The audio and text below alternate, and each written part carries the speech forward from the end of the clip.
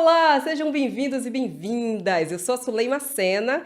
Começa agora o Donas do Jogo, a voz feminina no esporte. E eu já conto aqui pra vocês que no episódio de hoje a gente vai conversar com mulheraço. Olha, ela já venceu torneios internacionais, torneios nacionais, é medalhista olímpica, tem muita história pra contar, é um dos maiores nomes do vôlei brasileiro.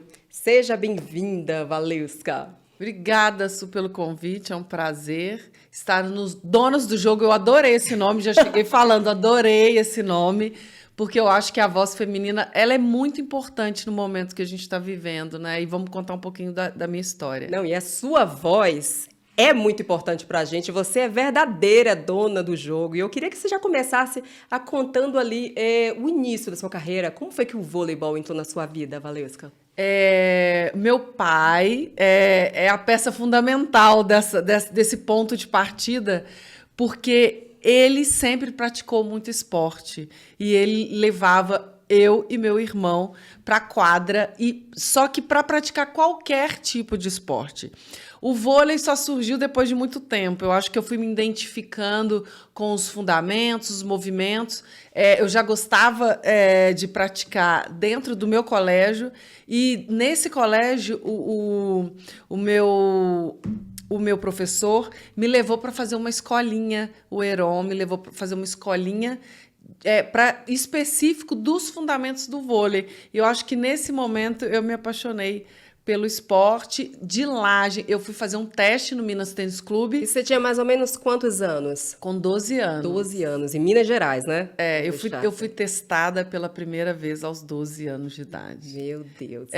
E nesse teste, para mim era muito uma brincadeira, porque os meus pais, eu não tinha essa pressão dos meus pais.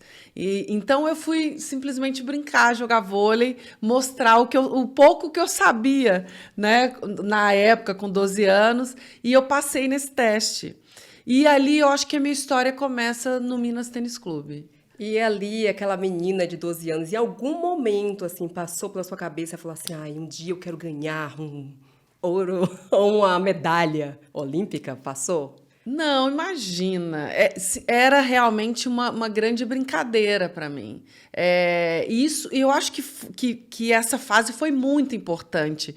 Levar tudo na brincadeira, sem pressão, porque a pressão, eu ia encontrar pressão em algum momento. Só que eu acho que aos 12 anos você não entende ainda se você quer realmente ser uma atleta de alto nível, se você quer ser uma campeã olímpica, ou se você quer uma medalha importante. E você vai descobrindo isso no processo da sua caminhada. E não ter pressão nesse processo, nessa construção dessa caminhada, eu acho muito importante. Alguns pais de atletas que estão iniciando a carreira, inclusive do futebol, eles têm me perguntado muito nos eventos onde eu vou. Me dá um conselho. Olha que engraçado. Eu já vou te pedir um conselho, porque a minha tem 3 anos e eu já quero beijar Marta. Pelo amor de Deus, 3 anos não, calma. Eu já estou testando o fundamento com ela. Será que eu estou colocando muita pressão? Eu acho que sim. Por favor. Então, eles têm me perguntado, me pedido um conselho sobre como agir com o filho, que tem 9 anos ainda. E aí eu disse, a única coisa que eu posso te dizer é a experiência que eu tive na minha casa. Primeiro, a criança tem que descobrir se ela realmente quer. Porque quando você quer, você tem que entender que você vai comprar algumas brigas e vai assumir algumas responsabilidades. Então, não querendo isso, ou o pai querendo isso para ela não será capaz de assumir todas as responsabilidades que ela tem que assumir. Então, eu acho que a primeira pergunta que o pai tem que fazer para o filho você realmente quer isso? Você gosta disso? Eu acho que é o primeiro passo e eu acho que não projetar na criança um desejo seu. A gente vê muito os pais, os jogadores frustrados. Aquela que não mãe que fala a mãe de modelo, né? Ou aquela ex-jogadora de futebol frustrada. Exato! Exatamente isso. Aquela mãe que não conseguiu ser modelo e quer que a filha seja, tem a imagem que ela projetou para ela e ela não conseguiu. Isso já é uma pressão. Às vezes a mãe nem pergunta para a filha se é o desejo dela. Será que ela quer viver essa vida? E ela não vai viver essa vida pela mãe, pelo pai, né? Então, eu acho muito importante esse cuidado com a criança nesse momento do início, para ela realmente decidir sozinha o que ela quer fazer. E qual foi aquele momento, assim, quando você iniciou, né, sua carreira, já que a gente está falando do início, que você se deu conta, assim, falou assim, caramba, eu quero ser uma jogadora de vôlei. Você lembra? Eu tenho um ponto que está no meu livro, está no meu documentário, depois a gente mostra outras redes. Eu me matriculava na escola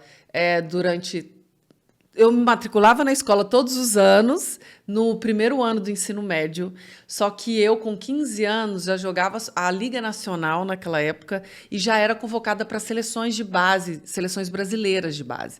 Então, eu ficava concentrada 5 meses no ano. E eu chegava na escola 5 meses depois, o ano letivo correndo. E aí é óbvio que eu não conseguia acompanhar isso. A gente não tinha aulas gravadas naquela época, a gente não tinha aula online, a gente não tinha absolutamente nada. Era chegar na escola 5 meses depois e tentar acompanhar os alunos que estavam desde o início. Isso era impossível. E aí a minha mãe, depois do 3º ano que eu me matriculei e não consegui concluir, minha mãe foi chamada ao colégio e a diretora disse que eu não estava realmente não estava conseguindo acompanhar. Nós fomos para casa para tomar uma decisão, eu, meu pai e minha mãe. E eles, naquele dia, tomaram a decisão de que eu iria jogar vôlei, que eu ia deixar os estudos, ia jogar vôlei. A gente estava falando aqui dos Estados Unidos. No Brasil, a gente não tem um projeto educacional que o atleta consegue conciliar o estudo com o esporte. É totalmente oposto dos Estados Unidos, né? Que tem uma base preparatória para isso. Todos os atletas americanos são formados na universidade. Inclusive, isso é um ponto chave para eles se darem bem e irem disputar os esportes escolhidos por eles. No Brasil, nós não temos isso. É óbvio que hoje nós temos a facilidade de fazer aula online. Hoje nós temos todas essas facilidades. Mas naquela época, eu me perguntava muito, por que eu tenho que tomar essa decisão? Porque na minha casa era muito importante estudar e praticar qualquer tipo de esporte. E eu, com 15 anos, eu tive que tomar uma decisão de deixar de estudar. E eu fico perguntando, eu pergunto para os meus pais até hoje isso, como que eles conseguiram tomar essa decisão? Por quê? Quantos atletas com 15 anos tomam essa decisão e têm o sucesso que eu tive? A probabilidade de se ter sucesso em alto rendimento, ele é mínimo. Então, essa decisão foi baseada em quê? Pai e mãe, né? Eu acho que deve ter uma conexão lá, sabe? Eu vi alguma voz, assim, falar assim, olha... Não é isso. isso. Eu não sei, eu acredito muito nessas coisas, né? E principalmente na intuição da mãe, eu acho que ela sente... E tô aqui tentando, né, decifrar, mas eu acho que ela olhou e viu que era uma paixão, era uma coisa que você era feliz praticando. E eu acho que todo pai, toda mãe deseja uma coisa, isso é unanimidade, que o filho, a filha sejam felizes, né?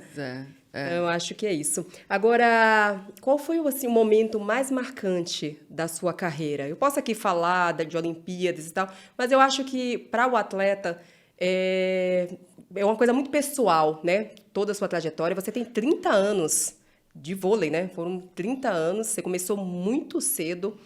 Então, eu acredito que tem aquele momento que foi assim que mais te marcou no vôlei, positivamente falando. Nossa, eu acho que eu tenho 2 momentos. Pode ser? Pode, por favor. Eu acho que o primeiro momento é quando eu vou para a Itália jogar. Quando eu vou falar dos 7 anos que eu vivi na Itália, não, fora do Brasil. Na Itália, na Espanha e e na Rússia. Foram 7 anos fora, jogando em culturas diferentes. Nossa. Acho que foi o ponto mais importante Você tinha quantos anos? da minha carreira. Eu tinha 24 anos quando eu fui para a Itália. Eu fui em 2004 e voltei para o Brasil em 2011. Então, foram 7 temporadas fora. E eu acho que foram os anos mais importantes para o meu crescimento e para o meu amadurecimento também como pessoa e como atleta, porque eu aprendi muito morando fora. Eu sempre fui muito curiosa, eu sempre gostei muito de viajar, mas morar fora acho que um aprendizado que eu vou levar para o resto da vida. Como me comportar em cada país, respeitando a cultura de cada país. A gente está fora de casa. Quando você chega na casa do outro, você tem que entender todo o processo, como funciona, para você se adequar. Então, eu tive que adequar a alimentação. Acho que foram muitos ajustes que eu tive que fazer nos 3 países. Tem muita diferença do vôlei italiano, culturalmente falando mesmo, para o brasileiro que você... Quando eu fui morar na Itália, o campeonato italiano era o campeonato mais forte do mundo. Então, eram 5 estrangeiras em cada time. Então, era quase uma seleção do mundo. Cada time tinha uma seleção do mundo. E eu lembro bem, quando eu cheguei, 6 times na Itália poderiam ser campeões do campeonato italiano. Então, a disputa era muito grande. O vôlei falava italiano, porque todos os atletas de todos os países do mundo jogavam na Itália durante 7 meses e saíam de lá falando italiano. Então, a gente conseguia se comunicar no mundo do vôlei pelo italiano. Era uma coisa, era incrível. E a cidade que você ficou é conhecida como a cidade do vôlei, né? Eu não sei se você sabe, o Bernardinho saiu do Brasil e o primeiro time que ele foi técnico foi o time de Perúdia, onde eu joguei depois.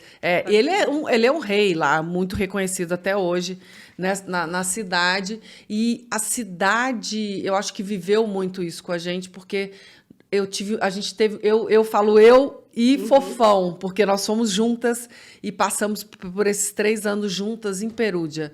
Nós ganhamos 8 campeonatos dos 11 disputados. Nossa. Então, a cidade se lembra disso até hoje. É impressionante. Você retornou lá depois disso? Várias vezes. E aí, como é que é a recepção? Eu contei essa história esses dias, eu parei no Alto Grill, que fica na autoestrada, como se fosse o Graal nosso aqui do Brasil. Sim. E um atendente do Alto Grill falou: mas você não é a Valeuska daquele time campeão que ganhou tudo aqui de Perúdia? Anos depois. Então, eu acho que foi uma equipe realmente que será lembrada assim, por muito tempo. Eu acho que pela dedicação, cubanas nesse time. Meu Deus, também. Brasileiras cubanas. Vamos falar sobre Cuba daqui a pouco. Exatamente. Então, o nosso reencontro com Cuba, eu acho que foi lá em 2004. Eu e Fofão, a gente se reencontra com as cubanas. Então, conta já essa história. Itália. Já conta essa história aqui pra gente. Lembra que a gente tá aqui no bate-papo, no rooftop, em Nova York, né? Adorei, gente, esse rooftop em Nova York. Conta essa história aí, como é que foi esse reencontro, você e a Fofão, né? Vocês têm uma história muito bacana. Eu vi, né? Tava, obviamente, dando aquela pesquisada sobre você, e eu vi algumas entrevistas bem bacanas da Fofão falando sobre você, né? Colocou, inclusive, como no time dos sonhos dela, que ela não consegue imaginar um time de sonhos sem a Valeuska. E vocês dividiam quartos, foram para a Itália juntas, mas acho que você vai contar essa história melhor. Conta pra gente. Quando eu cheguei na seleção, minha primeira convocação para a seleção adulta, em 97, no ano anterior, a seleção tinha brigado com Cuba na Olimpíada de Atlanta, em 96. Então, eu cheguei no ano seguinte dessa briga. Essa briga todo mundo lembra, todo mundo comenta, até hoje. Então, eu senti um pouco daquela rivalidade, porque muitas meninas que tinham participado dessa briga de 96 estavam em 97. Então, aquela atmosfera de rivalidade, acho que até um pouco de raiva mesmo, de Cuba, existia. E as meninas que chegaram em 97, a gente participou disso, porque nós íamos para os campeonatos e a gente não cruzava com o time de Cuba. Era uma coisa de atravessar a rua, dentro do hotel, a gente nem queria se cruzar. Então, acho que formou... A rivalidade não era só dentro da quadra, né? Não. Fora também, né? Era realmente... Acho que elas levaram, né? Levaram pro coração. Dentro da quadra pro coração, fora da quadra. Então, eu vivi isso por muito tempo. Em 99, quando a gente ganha de Cuba no Pan-Americano, em Winnipeg, eu acho que a gente aprende a ganhar de Cuba ali e aí a gente começa a ter uma relação mais amistosa com Cuba, já na Olimpíada de 2000. E eu acho que ali começa uma relação diferente. Claro também que a seleção mais transformada, já com novas caras em 2000. E a gente passa até a amizade com o time de Cuba. Então, para você ver que quem entrou em 97 carregou isso por muitos anos, até 99, 2000, ali, depois que eu acho que a gente virou a chave, eu acho, de Cuba também, né, com a vitória em 99. Conta um pouquinho o que é que o ouro representa para você. Eu tenho dito, e eu acho isso muito interessante, a gente vê essa nova geração não pensa muito no processo, na construção do ouro, que eu conto no livro o que aconteceu em 2004, quando a gente perdeu em Atenas, e como a gente conseguiu reconstruir, aprender o caminho, aprender com as derrotas para chegar no ouro de 2008. Então, a medalha de ouro de 2008, para mim, ela é muito simbólica. Ela representa o processo, a caminhada, o que me levou até lá. Porque para subir no pódio, para pegar a medalha, eu passei por 4 anos caindo e levantando muitas vezes. Então, quando eu subi no pódio, eu só lembrei do que a gente tinha feito para chegar até ali. E uma outra coisa também que eu acho muito importante trazer, porque eu sou criada pela geração de 96, por Leila, por Virna, por Ana Moser, Fofão, Venturini. Só jogadoras assim, sabe? As mais importantes, acho que da minha vida. Eu tenho muito delas hoje ainda. E a Fofão disse isso esses dias, que eu trago muito no meu caráter, no jeito de jogar, na forma com que eu me apresento dessa geração. E elas estavam comigo no pódio quando eu peguei aquela medalha. Porque se a gente pensa no processo, o processo não começou em 2004. O processo começou muito antes disso.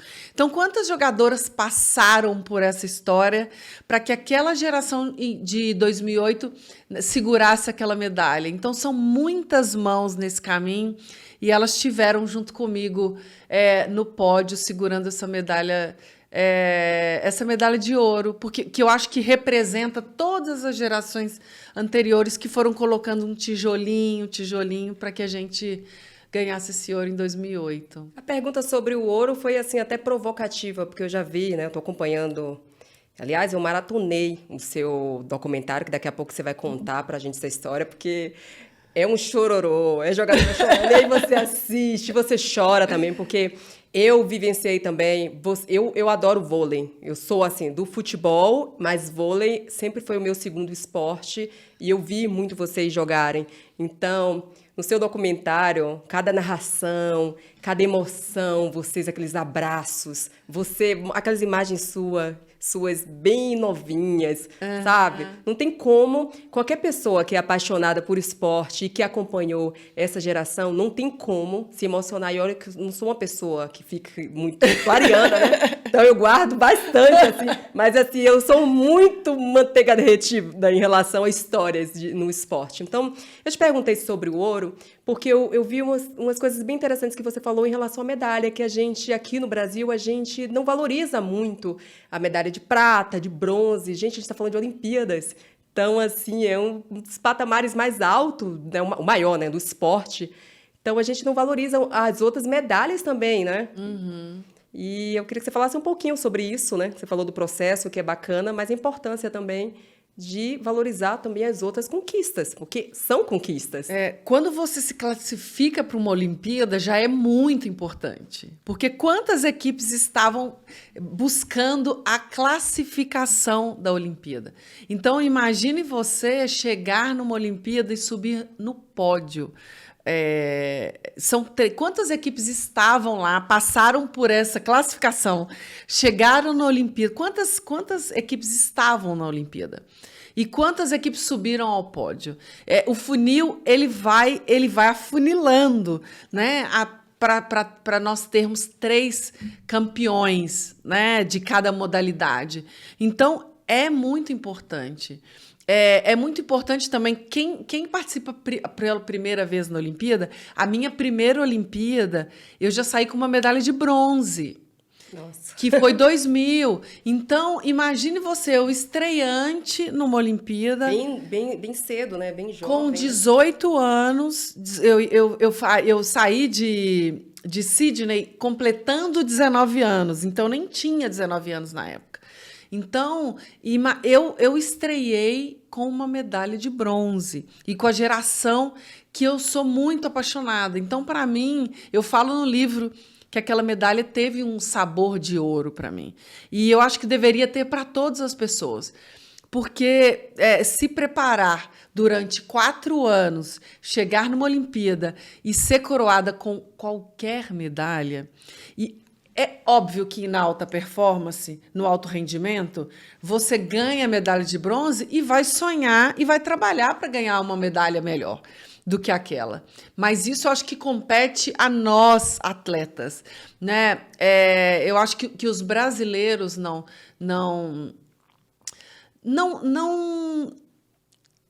dão o mesmo valor para a medalha de bronze e de prata do que dão para a medalha de ouro. E eu acho isso muito errado, porque todas elas simbolizam um grande trabalho, de um grande processo, até chegar numa Olimpíada e aí ser coroada. Então, as cores das medalhas eu acho que independem para mim. Eu acho que você falou bem essa questão mesmo de acreditar no processo, e a nossa cultura é muito imediatista. E eu tenho também outra teoria. Tem aqueles especialistas que eles só aparecem em 4 anos, né? E geralmente para criticar. Isso acontece no vôlei, acontece no futebol.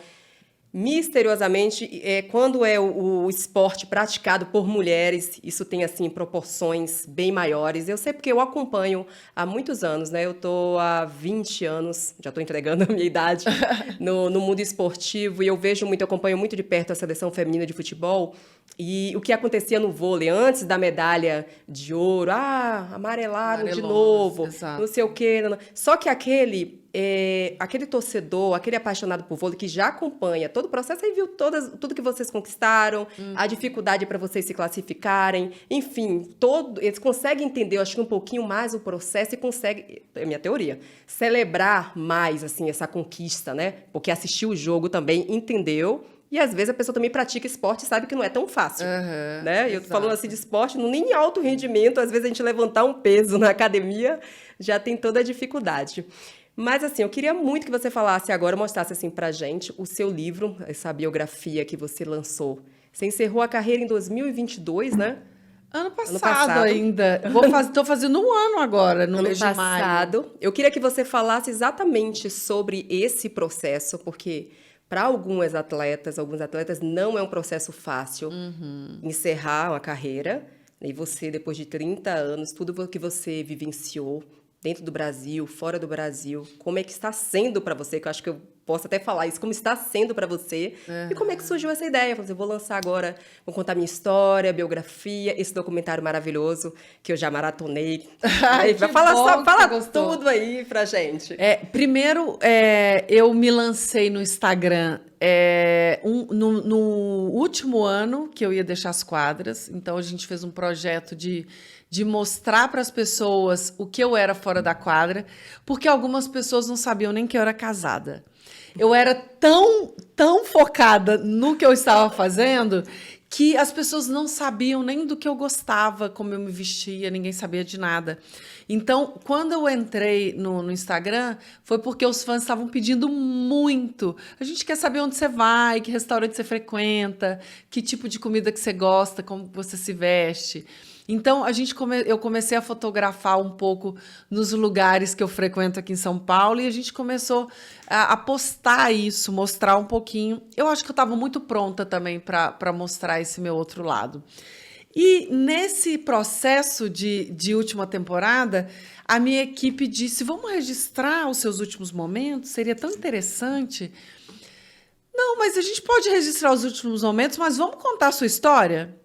De quando começa a sua história? Com 12 anos, quando eu subo no ônibus, quando eu vou fazer meu primeiro teste.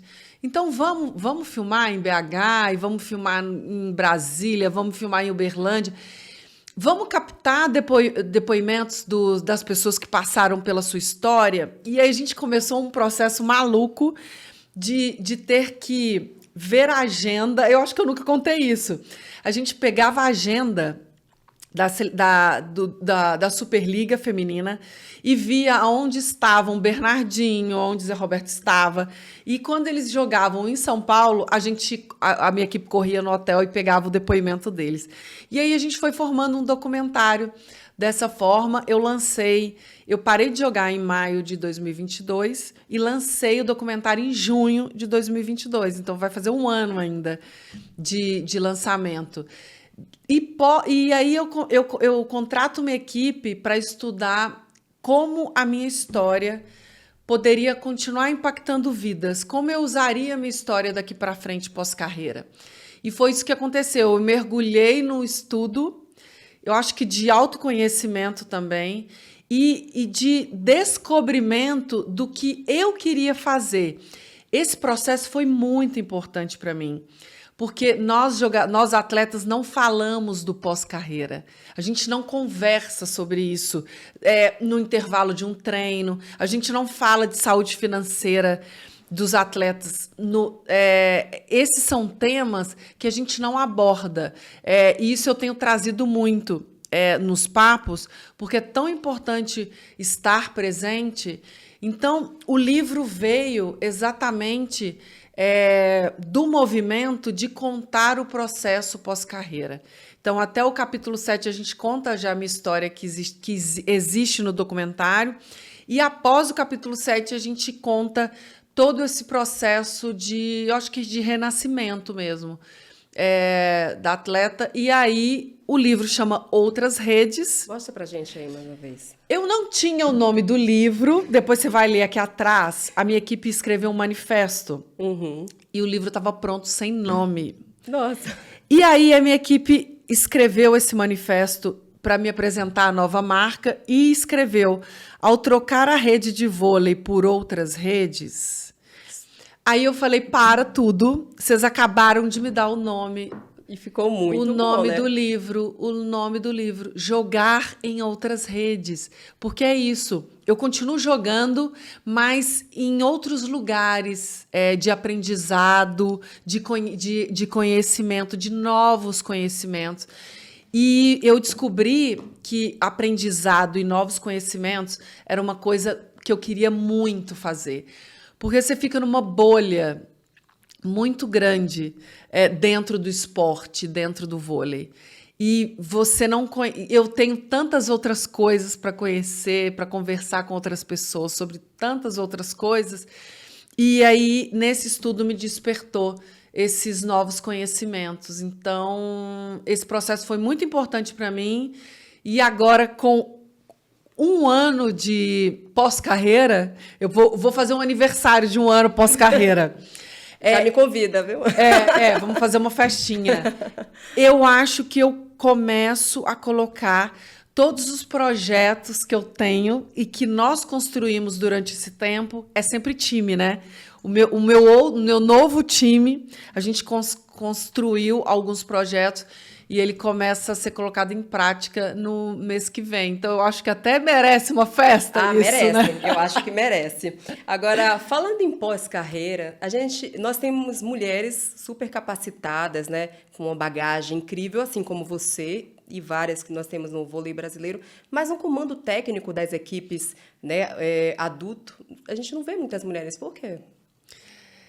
Porque eu acho que a gente tem que pensar lá na base. Isso é muito importante. Você não vai acordar a técnica da seleção brasileira amanhã, se a gente não tiver técnicas na base. A gente está muito preocupado também de como essas atletas estão chegando na seleção brasileira. Como está essa renovação de base? Então, a gente tem que pensar, se a gente quer algum dia ter uma técnica na seleção, uma técnica... Eu quero, sonho, desejo, já joguei para o universo. Não, exatamente. Só que a gente tem que agir, não é isso? Porque a gente fica muito no campo do pensamento, de como a gente pode fazer isso, e a gente não tem a ação. Se a gente visitar hoje, estou dizendo... a base da seleção brasileira de vôlei em Saquarema, quantas mulheres a gente vai encontrar lá? Uma a gente vai encontrar, que é a Fofão, que foi nomeada há pouco tempo. A gente celebrou muito isso nos últimos meses, porque ela é a nossa representante atleta dentro agora do circuito de técnicas, de base. Então, a gente já tem uma pontinha de luz no fim desse túnel, que é a Fofão, que vai agora, que resolveu se dedicar agora e pode, quem sabe, daqui a uns anos, assumir a seleção brasileira. Mas a gente tem que plantar essa sementinha, com muitas outras. Como aconteceu no futebol feminino, né? A gente teve recentemente, que começou com a Emily Lima, com a primeira mulher a comandar a seleção feminina de futebol, e agora nós temos a Pia, a segunda mulher. Eu assim, levantei essa bandeira porque eu queria até que você falasse um pouquinho de você ser mulher e estar no esporte, porque existem questões extremamente femininas e eu acho que talvez que o homem ele vai ter que mudar um pouquinho a cabeça para poder entender, e isso pode influenciar também no jogo. Queria saber qual a sua opinião a respeito. Nós não temos, dentro da comissão técnica, essa figura feminina. A gente já começa por aí. Porque como a gente vai se identificar com uma figura masculina? No meu último ano de Praia Clube, a gente tinha a fisioterapeuta Marcela Gomide, que era uma representante nossa ali dentro. Então, o entendimento ele fica muito mais fácil. Os homens podem até estudar sobre as mulheres, mas compreender e entender toda a complexidade de ser mulher, eu acho quase que impossível. Eles até tentam, mas é muito difícil. A gente está pensando em ter uma técnica mulher na seleção, nos clubes. A gente primeiro tem que plantar a sementinha de ter mulheres dentro da comissão técnica. Isso pode facilitar muito a vida dos técnicos, porque essa ponte ela fica muito mais aberta. Acho que enriquece até, né, um trabalho, né? Porque cada um tem uma visão. É importante, eu acho que a representatividade é importante. E já que a gente está falando de representatividade, eu queria saber qual a simbologia de ter uma das maiores atletas de vôlei, né, uma das maiores referências, hoje, pela primeira vez, no Ministério do Esporte. Claro que eu estou falando da Ana Moser. Ninguém imagina o quanto eu celebrei esse momento. Eu queria saber de você, o que você acha, né?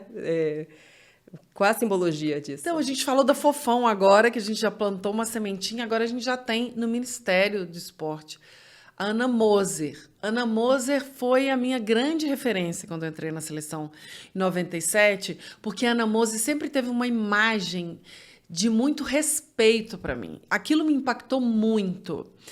E aí eu observava a Ana Moser e eu queria ser Ana Moser. Eu falei para ela uma vez, a gente foi jogar na Suíça um torneio, e eu falei, Ana, um dia eu quero que as pessoas me olhem como elas te olham, com respeito, com credibilidade, porque a Ana é isso e sempre foi isso. E eu acho que eu fui aprendendo um pouco com ela e observando tudo que ela fazia, como ela fazia, e fui colocando em prática. Foi muito importante a mensagem que ela deixou para mim, dessa credibilidade mesmo, de respeito. Eu acho que eu me tornei capitã nos times, porque Ana tem uma liderança nata. É impressionante como ela lidera, e ela liderava as meninas de 17 anos. A gente não tinha tempo, não tinha moleza com a gente. Era assim, impressionante. Então, ter uma pessoa que viveu o esporte no Ministério do Esporte, eu acho que facilita muito o crescimento. Já começa a gente ter um Ministério do Esporte, né? Exato. Isso é muito importante. Porque imagina uma pessoa que passou por todo o processo. A gente fala de processo o tempo inteiro aqui, né? Uma pessoa que vivenciou tudo. Desde o início, como que foi a base? Ela pode pensar, a gente precisa melhorar a base nisso, porque na minha época estava desse jeito. Como que foi a seleção, o centro de treinamento da seleção, como que funciona. Então, os direitos da mulher dentro do esporte, que Leila, senadora, representante do esporte no Congresso, aprovou uma lei importantíssima, que dá os direitos às grávidas. Então, é aquilo que a gente falou, mulher entende mulher. Exatamente. Isso é muito importante, a representatividade mesmo, então, principalmente nós esporte. Temos agora mulheres que viveram o esporte, eu acho que liderando a lei, né? E buscando leis diferentes. Exatamente. Agora, aquele momento eu gosto de fazer muito isso, porque eu faço isso comigo sempre. Inclusive, o Donas do Jogo começou assim mesmo. Eu olhando para aquela menina lá no início da carreira, em Salvador, ex-jogadora de futebol frustrada. E eu queria, Val, que você, nesse momento, fizesse essa reflexão. Se você encontrasse agora aquela Val, aquela garota lá no início do vôlei, qual o conselho que a Val de hoje, com toda essa bagagem, com tanta coisa aí para poder falaria para essa garota? Eu já encontrei com ela, você sabe, né? Ah, no me documentário, lembra? Mas conta para quem não... O documentário tem uma menina Muito que é a fofinha. Duda. É mineirinha? De Belo Horizonte. A Duda é uma graça e ela aceitou me fazer mais nova. E eu tive esse encontro e essa reflexão quando eu bati bola com a Duda. Sim. E aí eu pensei, meu Deus, eu tenho os meus sonhos hoje, com 43 anos, e eu tinha os meus sonhos com 12 anos, e a Duda tem os dela. E eu acho que o que eu falaria para ela é o que eu realmente fiz na minha carreira.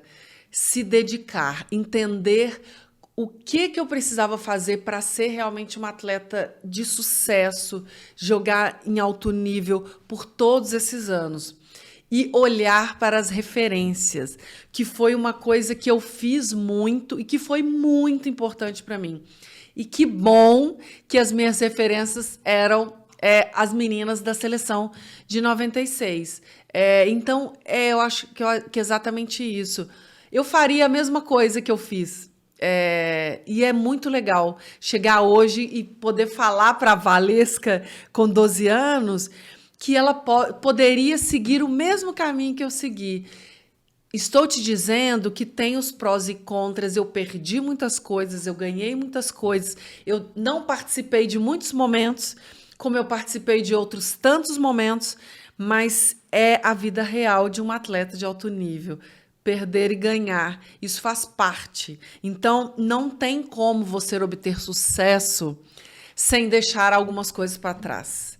elas têm que, simplesmente nessa reflexão, elas têm que fazer parte desse universo que você escolheu.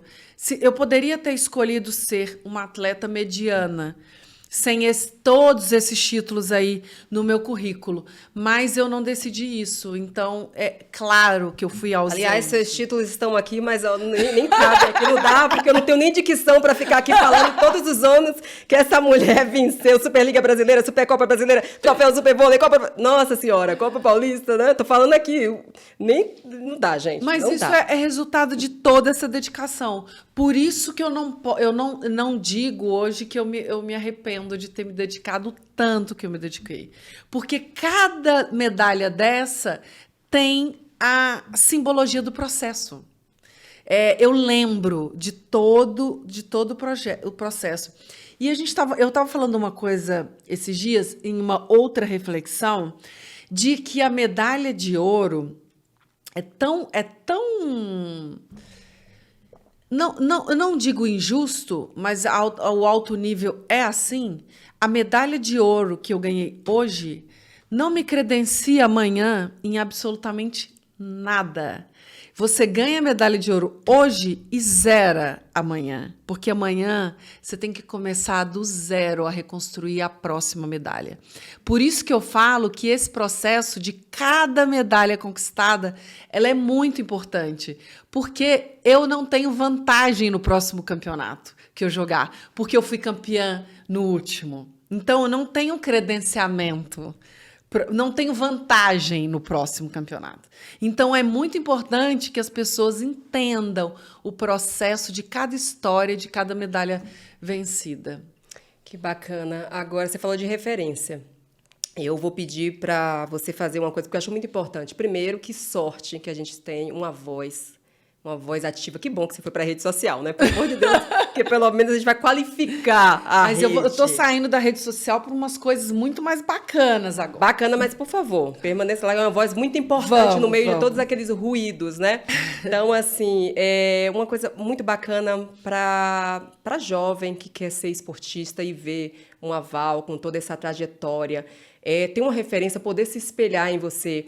Quando eu comecei a minha carreira, eu não tinha uma referência no jornalismo esportivo, né? Eu tinha, obviamente, no futebol feminino, mas no jornalismo eu não tinha referências mulheres. Uhum. Então, assim, foi uma coisa, inclusive, que eu tive que trabalhar muito, até hoje eu trabalho, que é a questão da energia feminina. Eu tinha muita energia masculina. E isso afetava até do meu casamento mesmo, às vezes. Meu marido falava assim, mas espera, deixa eu... também, sabe? Porque eu tomava a frente, fazia aquela coisa, porque eu acho que até inconsciente a gente convive com muitos homens, é uma maneira até meio que sobreviver, senão eles engolem a gente. Sobrevivência, não é sobrevivência? Claro. Eu sempre uso também essa questão que o homem ele mata 10 leões por dia, a mulher tem que matar 100, porque a gente tem que estar provando o tempo todo. Então eu quero aproveitar esse gancho, eu queria que você olhasse ali para a câmera, para aquela garotinha que está ali, tá assistindo agora esse nosso bate-papo e que sonha um dia em ser uma atleta de alta performance.